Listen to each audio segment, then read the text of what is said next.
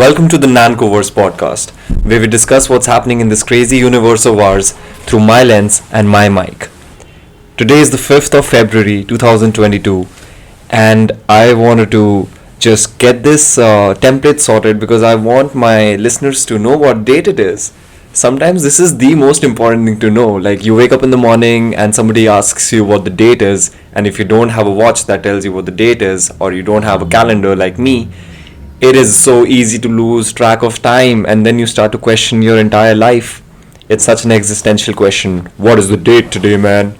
Like, especially if somebody older asks you this question, like say your grandparents ask you, hey, what's the date? And then you have this moment of shame because you're just so lost in your own bloody world that you don't even know what the damn date is. So today is the 5th of February, and I hope everyone is having a good life. Hydration is important, breathing is important. Wake up in the morning and don't touch your phone. And let's get on with today. Winter chill. I am making this podcast out of Delhi, and it is so damn cold here.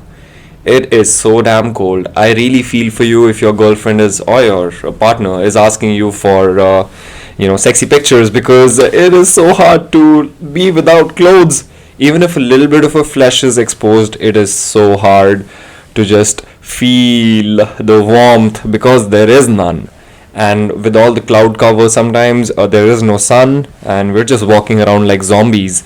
And I did not want to take this podcast on a weird tangent to begin with, but yeah, sometimes that's what you gotta do. And I really hope that people are smiling more often, because I ended the last podcast by saying I hope we keep smiling more and more and more. A smile is a symbol to the universe. A smile is a sign to the universe that you're doing okay, and it's a sign to the loved ones around you that things are going to be fine and I'm doing okay. And a little bit of optimism is all we need sometimes, especially when we have a country like China above our heads. As you guys might have heard, China has started the Winter Olympics in their country, and there are a lot of protests are happening across the world. I don't know if in China, do people in China even protest? Xi Jinping, man, that guy has a hold of his country, because even if there are protests happening in China, you will never hear about them. The Uyghur Muslims, I don't know if I'm pronouncing this correct, Uyghur Muslims, back in the day when Hitler was the chancellor of Germany and he was prosecuting all the Jews in the concentration camps, people wanted, I don't know if people were protesting against that, but a very similar situation is happening in China, where the Uyghur Muslims are being put in the concentration camps and they're being prosecuted and culturally washed away, because they don't subscribe to the hegemonic society of China, which is I'm forgetting Yan Chinese, some Chinese. I have to do more research on this. But the Winter Olympics have started in China, and the Indian contingent, which has only one guy actually from Jammu and Kashmir. He's a skier. His name is Arif Khan. Arif Khan, I want to wish you all the luck, and I really hope that you do well. You do not have to win a medal, man, because we put too much pressure on our athletes, and most of us don't end up doing that well. But I really hope that you do well, Arif Khan. He is literally the lone competitor from our contingent. So a big shout out to Arif Khan and the skier Arif Khan from Jammu and Kashmir. I hope you do well. And there's a beautiful picture of him in the Indian Express holding the Indian flag behind the 5 rings of the Olympics. And that was at the opening of the Beijing Winter Olympics on Friday. India happens to be diplomatically boycotting the event, diplomatically boycotting the opening and the closing ceremonies over China's torch-bearer pick, who happens to be a soldier involved in the Galwan incident. First, China puts the entire world through turmoil because of the coronavirus pandemic, and then they go and kill our soldiers in Galwan. And then for the Winter Olympics, they give the torch to be bared by a soldier that was involved in the Galwan incident. It's a shame. It is tragic, and it is so difficult for the Chinese to understand, because Chinese don't really understand, man. They're doing well for themselves, at least economically speaking, and we really don't know what the trajectory of the world is. There's a lot of like conflict going around Ukraine and Russia, and United States is getting involved. Just yesterday, United States sent about 3,500 soldiers to Romania, which happens to be very close to Ukraine. So the world might be headed towards another war, or if it's not really going on right now.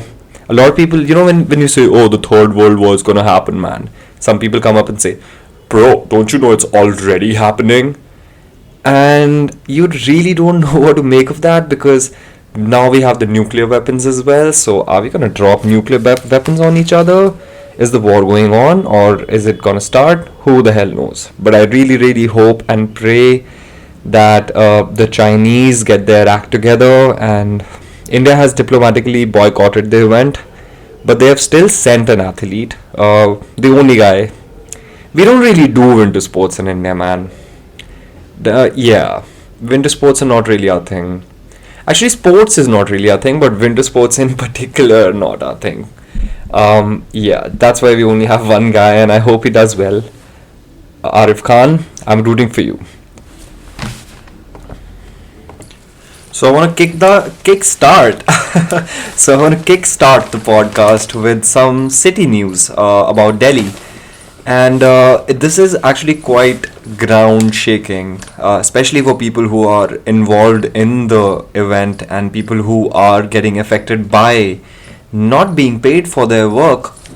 Man, imagine being a doctor, imagine being a sanitation worker and not being paid since October of last year. And this, you hear a lot happening in our country, that, our workers are not being paid. So it's like, where is the money going, and why are these people even, okay with it? Actually, they're not. That's why they were striking. And the headline reads, 100 doctors of East MCD, which is the Municipal Corporation of Delhi, hospital fired for strike over salary delay. Imagine being a worker and not being paid for your work.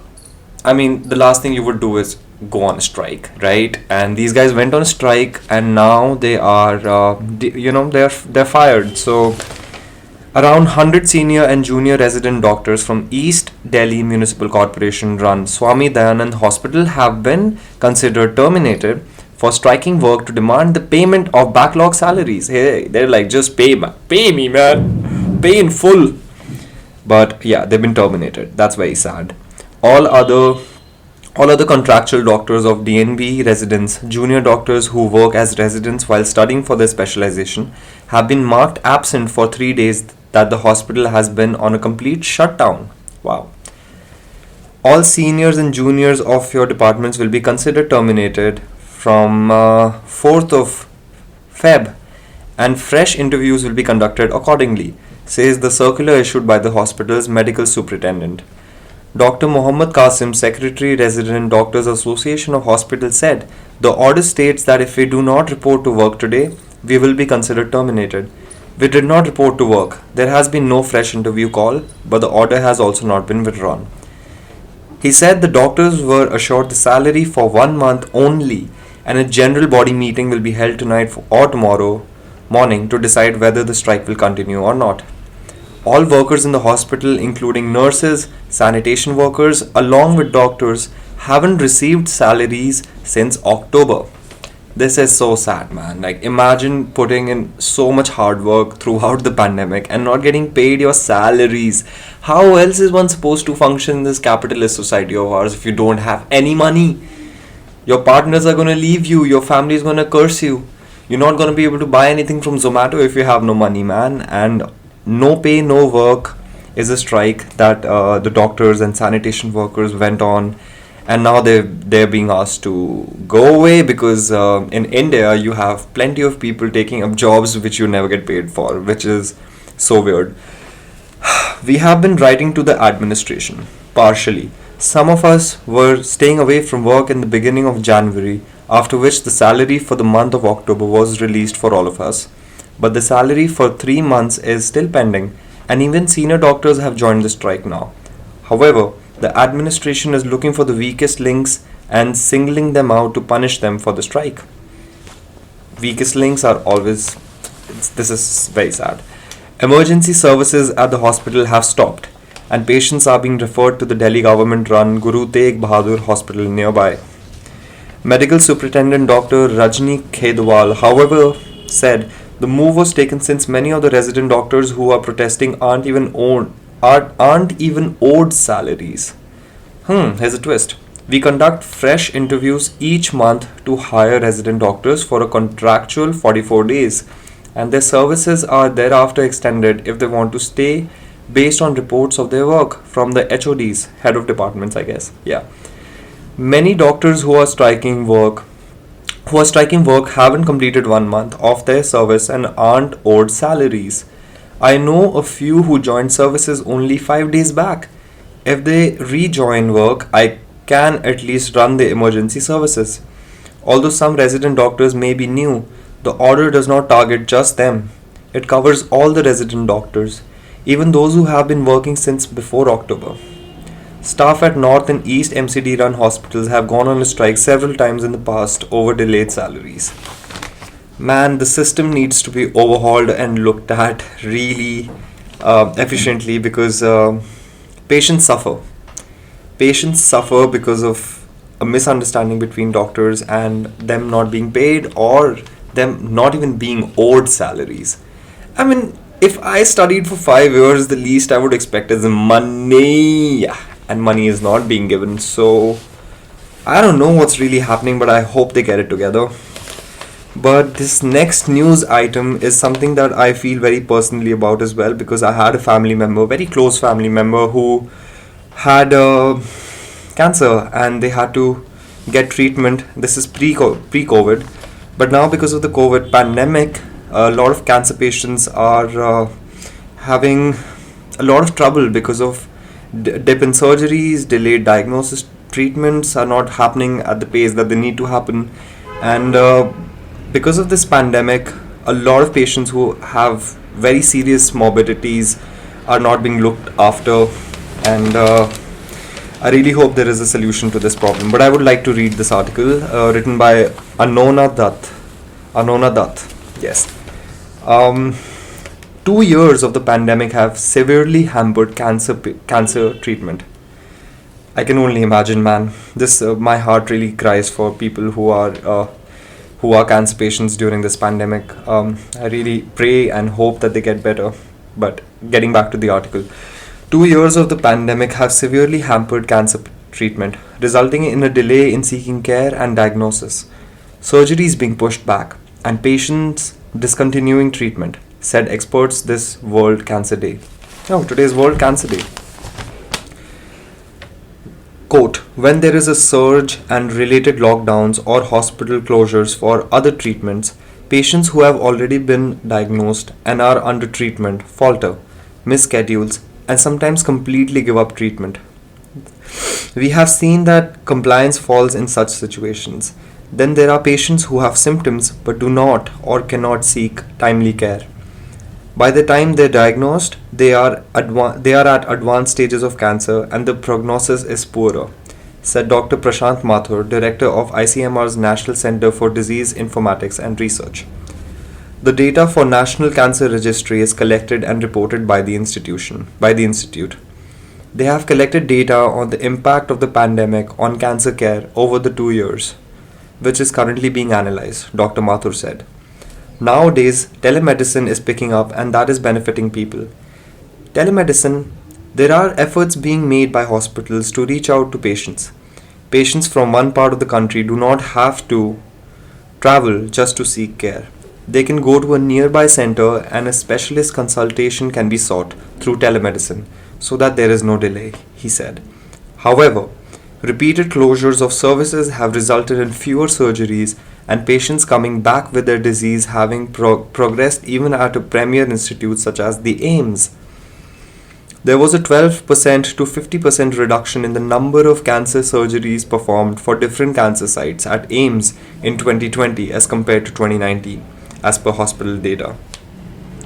Just because there was a reduction in surgeries doesn't mean that there was a reduction in the need for having surgeries, which is extremely sad. Imagine not getting the surgery you need because of whatever circumstances. Quote, when those who were supposed to undergo the surgery aren't able to due to COVID-19 situation, we try to manage them with metronomic therapy. Metronomic therapy is a new type of chemotherapy where lower doses are given orally, repeatedly, over a long period. In around 40% patients, despite being given the metronomic therapy, the disease progressed, said Dr. M.D. Ray, professor of oncology at AIIMS.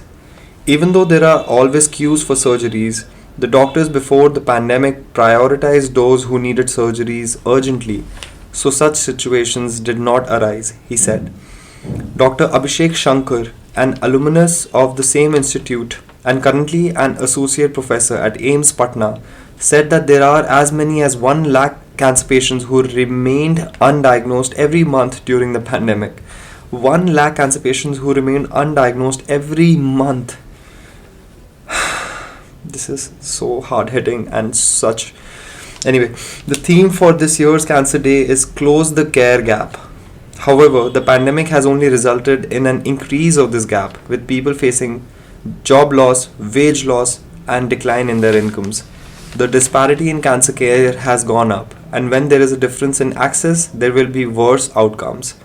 Plus, 90% of cancer treatment centers in the country are in urban areas, while 75% of the country lives in rural areas. People have to go to cities for treatment, and for that, they need resources. It is also difficult to do this when there are restrictions in place because of the pandemic. Just yesterday, I was reading an article about the coal transportation happening in villages in Orissa and how there are like 400 trucks passing every day through their village, and people are having respiratory problems and all kinds of health outcomes. And these are villages where people are facing the brunt of the need for development of our country, the need for electricity production. And this statistic completely blows my mind away when it says that 90% of cancer treatment centers in the country are in urban areas, while 75% of the country lives in rural areas. So 75 out of 100 people live in rural areas, but 90 out of 100 cancer treatment centers are in urban areas. The people who are facing the brunt of our need for development, where all the production happens, where the transportation happens, where their pristine nature is being destroyed because of our need for resources, those same people have to then move and pack, and they don't make the same amount of money. Nobody can convince me otherwise. People in rural areas do not make the same amount of money. I mean, yes, people are going to hear this and be like, no man, you don't know farmers make so much more money. Yes, I understand. But I'm talking about majority of the Indians that we never hear of. The poorer sections of our society, the Dalits, the people who are not making a lot of money. And not just Dalits, but like people from all across all spectrums who live in rural areas and are going through morbidities like cancer. They're not able to receive the care they need because most of the centers are concentrated in the urban areas where most of the money is. It is extremely disheartening to hear this, and I really hope that if my voice can make a difference and if somebody can listen to this. I do not know how to address this situation, and this is so personal to me because I've lost a family member to cancer, so I can understand when people do not receive the care that they need. Even though my family member, they receive the care that they need, it is such a hard-hitting disease, and anybody who has a family member or a friend who is going through a situation like this would completely understand what I'm saying. That cancer patients need a lot of care. They need understanding and they need medical care, most importantly. And I cannot even imagine not having that as a caregiver or as a patient. So I really hope that we have put behind the gap, I hope that this theme of this year's Cancer Day, Close the Care Gap, is met and this gap is reduced and people who need the care get the care that they need and deserve. This is my prayer out into the universe. Alright, so moving on to the next piece of news that we have is from a state called Uttar Pradesh, which is usually known for really bad news of crime. And I mean, let's be honest, Uttar Pradesh has a very bad reputation in general. Wherever you go throughout the country, whenever people talk about Uttar Pradesh, people just talk about how weird it is and how people are. There's a lot of crime against women and crime in general, and everybody has watched Mirzapur.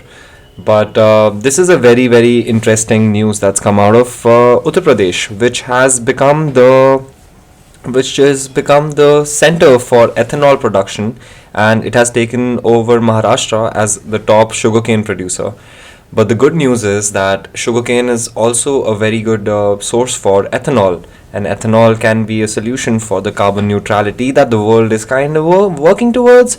So yeah, this is an editorial written by Harish Damodaran, who is the writer is a National Rural Affairs and Agriculture Editor of the Indian Express and Senior Fellow, Center for Policy Research. And the headline goes, Making of Ganna Pradesh. Really nice. Okay, here we go. Success stories are those that have definite, durable, and widespread impact. Uttar Pradesh's sugarcane industry qualifies as one on all counts. The state has overtaken Maharashtra to be India's top sugarcane producer in the last 5 seasons, from 2016-17 till today. It has also become the largest ethanol producer and the only state to achieve 10% blending in petrol in 2020-21, 1 year ahead of the target for all India. These are not overnight accomplishments. Every regime over the last 2 decades has built on the work of its predecessors, generating a cumulative and durable impact. Till 2003-4, UP's sugar mills together could crush barely 400,000 tons of cane per day. The Samajwadi Party government's sugar industry promotion policy of 2004 induced large investments, both in new mills and brownfield expansions. By 2006-7, aggregate crushing capacity had crossed 700,000 TCD. What is TCD? I'll have to get on that. Anyway, the state's 120 sugar factories today have a combined crushing capacity of 7 million. How do you say 787,275 TCD? Much of it coming up during Mulayam Singh Yadav's term from late 2003 to mid 2007. What Mulayam's SP did for sugar, the present BJP administration under Yogi Adityanath has done in ethanol. Between 2016-17 and 2021, UP's ethanol output has more than doubled from 43.25 crores to 107.21 crore liters. That's amazing. And is projected at 160 crore liters this year. The number of distilleries too has risen from 44 to 75. Mayawati's BSP government from 2007 till 2012 can take credit for cumulatively hiking cane prices by Rs 120 per quintal, as against 65 and 35 by the succeeding Akhilesh Yadav-led SP and Adityanath's dispensation, and also ensuring timely payments to farmers. In sum, UP's sugarcane success story is a product of effort of all three ruling regimes. As for widespread impact, sugarcane is cultivated on about 2.5 million hectares in UP. That's a lot of hectares. 2.5 million hectares in UP. The whole of northern UP is a Ganna Pradesh. That includes the district in northwest from Saharanpur to Moradabad down to Bulandshahr and Badaun. North central, Rampur, Bareilly, Shahjahanpur, Hardoi, right up to Lakhimpur Kheri, Sitapur. And northeast, Bharesh, Gonda, Ayodhya till Kushinagar, Deoria, UP. Cane is grown mostly in the upper Doabs, the lands between state's southern flowing rivers.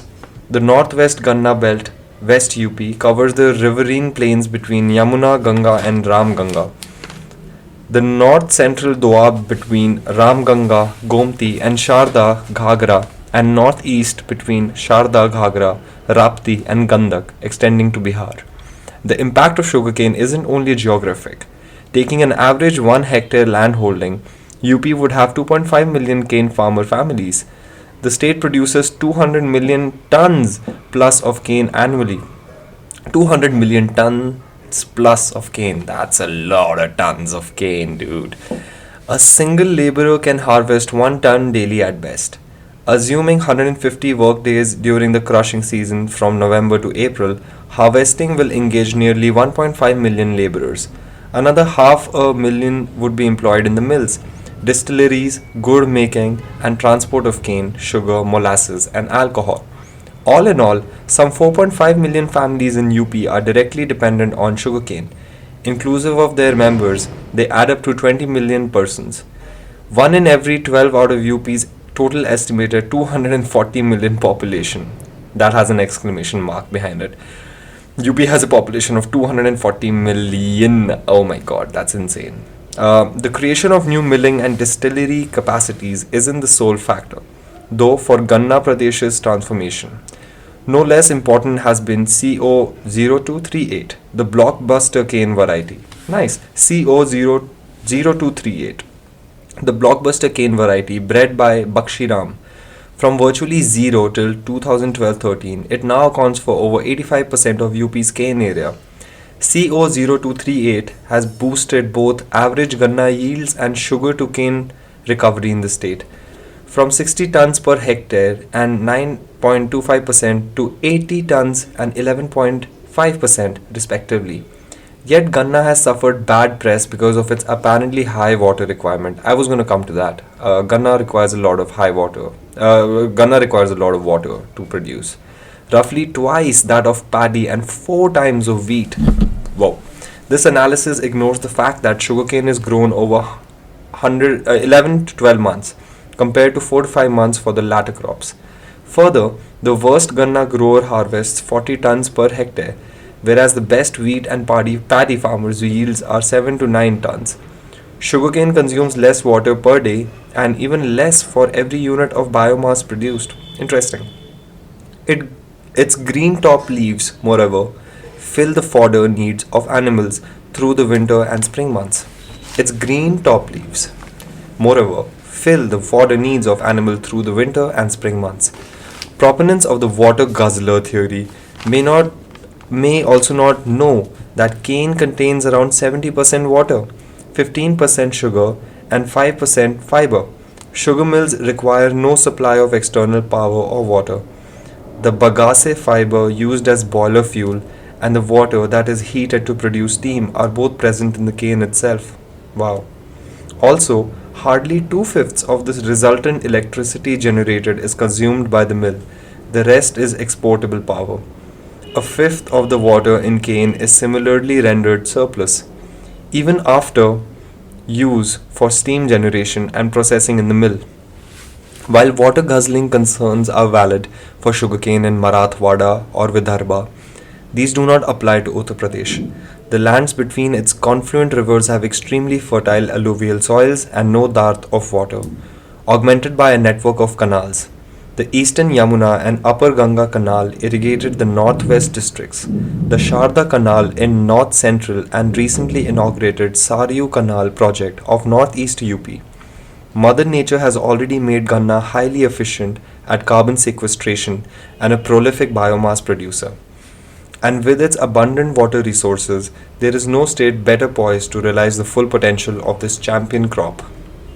The next government in UP should look at how to make sugarcane part of the circular economy, wherein it gives back to nature what it takes. For farmers, Ganna is both a cash and a fodder crop.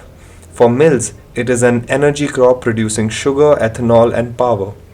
Many of them are also treating their surplus water for irrigation purposes, besides supplying press mud. Press mud, very interesting. I wonder what that means. Many of them are also treating their surplus water. Many of them are also treating their surplus.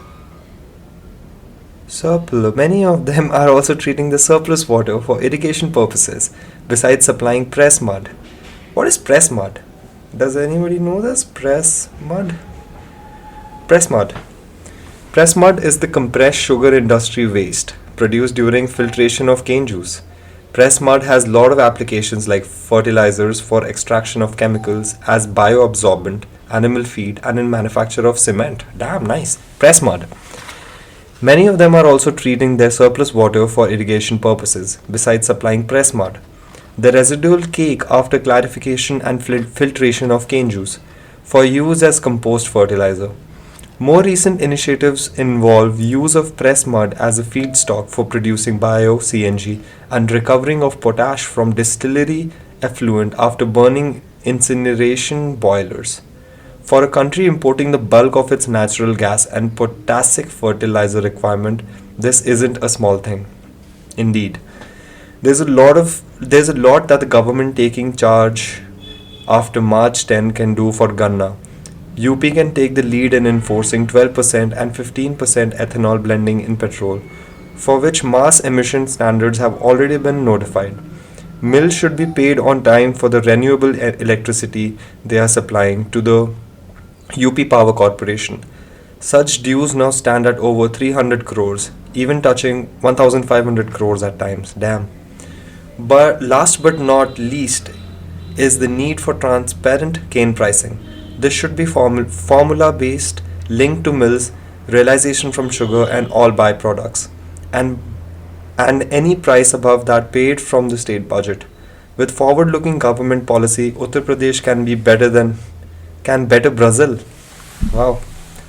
Actually, if you look at the population of Brazil population, Brazil's population is 21.26 crores. 21.26 crores is crores in million is I don't even know, but 216 million.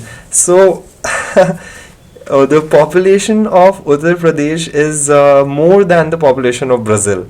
So I think when it comes to competition, UP is already winning, at least in the population sphere. But this was an extremely interesting article when it comes to production of sugarcane. And I think I was one of the people who was thinking that sugarcane is a water guzzler, that it requires a lot of water to produce, it takes a lot of water to grow. Yeah, I was definitely one of the water guzzler theory people, and I thought there's no pride in having India being one of the top producers of sugarcane because of the amount of water it needs. We have a depleting water table situation in many parts of the country. But after reading this, I kind of feel like, damn man, sugarcane has a lot of good things going on for itself. Especially this fact that it says that 70% water, sugarcane contains 70% water, 15% sugar, and 15% fiber. And sugar mills require no supply of external power or water. I don't know how true this is, but sometimes you have to take it for what it is. Sugar mills require no supply of external power or water. The bagasse fiber used as boiler fuel and the water that is heated to produce steam are both present in the cane itself. This is very interesting. Bagasse, I pulled this up. Bagasse is the dry pulpy fibrous material that remains after crushing sugarcane or sorghum stalks to extract their juice. It is used as a biofuel for the production of heat, energy and electricity, and in the manufacture of pulp and building materials. Very, very interesting. Sugarcane for the win, and well done Uttar Pradesh. It's nice to hear a good piece of news coming from a state which is so populous and so huge, and I think Uttar Pradesh should be considered a country in itself, man. With 240 million people and the size and the amount of rivers and its diversity, it's got a lot of nice food as well. Yeah, there's a lot going on in Uttar Pradesh. Sometimes I feel like, I really want to travel across Uttar Pradesh, see it for what it is, and hopefully come out alive. Yeah, but I want to end this podcast with what I started it with, which was the Beijing Olympics, Winter Olympics, and what that country is doing by fielding the torchbearer as one of the PLA soldiers from the Galwan incident, which I think is extremely shameful because we all do this kind of thing in our own countries, this chest beating nationalistic approach, and China is taking that to another whole new level. And I feel like it's a good move by the Indian diplomatic team to boycott the event. And I think we need to say no more often. Yeah, saying no. As India talks to China, it must be prepared to lay down the red lines. Sometimes it's so important to lay down these red lines, because without laying down the red lines, we'll just be a pushover. Being a pushover is not a good thing, especially in diplomacy. India's decision to boycott the opening and closing ceremonies of the Beijing Winter Games was the right response to an unseemly provocation by China. Fielding a People's Liberation Army soldier who was involved in the August 2020 Galwan clash, in which India lost 20 of its brave soldiers. The Galwan clash, where India lost 20 of its brave soldiers. My salute to them. As an Olympic torchbearer, was a was a deliberate finger in Delhi's eye. Resort to this low tactic after India readily lent its support to the games at a Russia China India foreign ministers meet just 2 months ago. This has always happened with India China relationships. India always supports everything that China does, and China just pokes an eye into India's goodwill. This is really weird. Yeah, February 4th, Winter Games are being held in an atmosphere of unprecedented tensions across the world, underlying the decision last year to add together to faster, higher, and stronger to the motto of the Olympic Games is the world's aspiration for peaceful coexistence, though the event itself is never free of international realpolitik. As host, China had the extraordinary opportunity to rise above the unpleasantness and reiterate a message of peace to the world, especially to those nations in its neighborhood with which it has territorial problems that it attempts to resolve unilaterally by the use of military force, which they did in the Galwan conflict. But the PLA torchbearer episode has done the opposite. Even if Beijing was dealing with domestic compulsions arising out of a belated acknowledgement of the casualties on its side, India is now the 10th country to announce a diplomatic boycott, which means that it will send no official delegation or diplomatic representative to the games.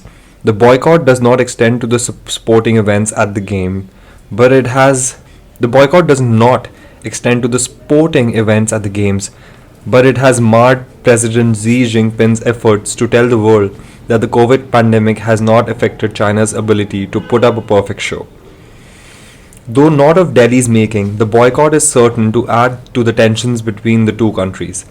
While Delhi is engaged in military level talks with the PLA for disengagement and de escalation in eastern Ladakh, whatever little progress has been made has been offset by the massive Chinese buildup of infrastructure and warlike preparations on its side, particularly in areas opposite the strategic Depsang Plains, where Indian soldiers have been stopped from patrolling up to the Indian claim line since April 2020.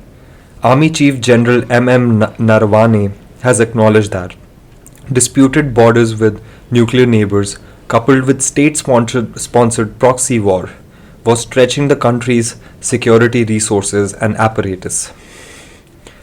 The government's work is clearly cut out. As India talks to China, it must be prepared to lay down the red lines in this difficult relationship, as it has done with the Games boycott. Preparing to lay down the red lines in a difficult relationship. It is so important, not just in international diplomacy, but also in our day-to-day relationships. We need to know when to say no, and it is so important to respect your own boundaries and some of the red lines that you would not cross in a relationship. What India and China are going through is one of the most important strategic miscalculations that is being done by China to make sure that India is provoked. And India is a 2 trillion, somewhere around $2.5 trillion economy, and China is heading towards being the largest economy in the world. So there is definitely a discrepancy when it comes to the might of the two nations. And a lot of it has to do with the fact that China is an economic superpower and a manufacturing hub of the world. So they have a big say in how the world works and the supply chain of the world. However, the kind of atmosphere that is being created by them is extremely disappointing and, you know, undiplomatic to say the least, because they do not, the way they are treating the countries around them. If you look at the South China Sea conflict, they have a conflict with every nation around them: Philippines, Malaysia, Vietnam, Taiwan, India. I mean, the only country that they're doing well probably is with Russia, but even spoke to some Russian people as well, and they're telling us about how, like, the Chinese are building up infrastructure on the Russian border. Even though Russia and China are kind of colluding in this entire situation, and China has given support to Russia in this entire Ukraine episode. But damn, man, we really don't know where the world is headed. United States is kind of losing its edge as the leader, quote unquote, leader of the free world, and Europe has its own problem, an aging population.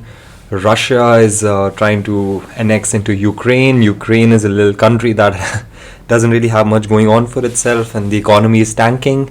And China being China, is just doing what China does, which is giving the torchbearer to a soldier who was involved in the Galwan clashes.